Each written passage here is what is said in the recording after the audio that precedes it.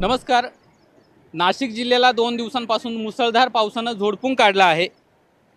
7 जुलै रोजी नाशिक जिल्ह्याला ढगफुटी सदृश्य पावसाचा इशारा देण्यात आला होता. त्यानुसार नाशिक जिल्ह्यातील गंगापूर धरणाचं पाणलोट क्षेत्र जे आहे, म्हणजे त्र्यंबकेश्वर असेल, त्र्यंबकेश्वर तालुक्याचा जो परिसर असेल, या परिसरात 2 दिवसांपासून मुसळधार पाऊस सुरू आहे.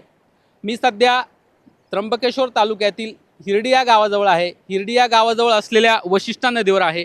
आपण पाहू शकतो हे संपूर्ण पात्र जे आहे नदी पात्राबाहेर गेलेले आहे. नदीनं रौद्ररूप धारण केलं आहे. जे समोर शेड दिसतं आहे त्या ठिकाणी नदी आहे खरं तर. मात्र तुम्ही हा पसारा पाहू शकत असाल तर हा संपूर्ण पाण्याचा पसारा हा नदी पात्राबाहेर गेल्यानं दिसत आहे. आणि हे जे पाणी आहे या ठिकाणी मोठ्या प्रमाणावर येथील शेतकरी जे आहेत ते भात शेती करत असतात. मात्र सद्यस्थितीत या पुराच्या पाण्यामुळे हे भात शेती पूर्ण पाण्याखाली गेलेली आहे.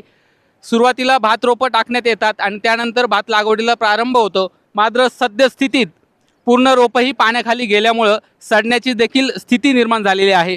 तुम्ही या बाजूला देखील बघू शकता. या ठिकाणी माळेगाव पिंपरी या गावाचा परिसर आहे.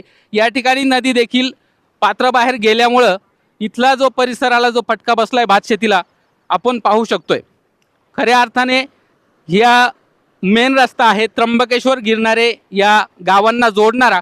मात्र या ठिकाणी आपण पाहू शकतो रस्त्यावरून पूर्णतः पाणी जात आहे.